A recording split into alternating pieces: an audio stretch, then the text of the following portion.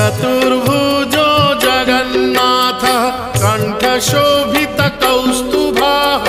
पद्मनाभो देवगर्भश्चन्द्रसूर्यविलोकनः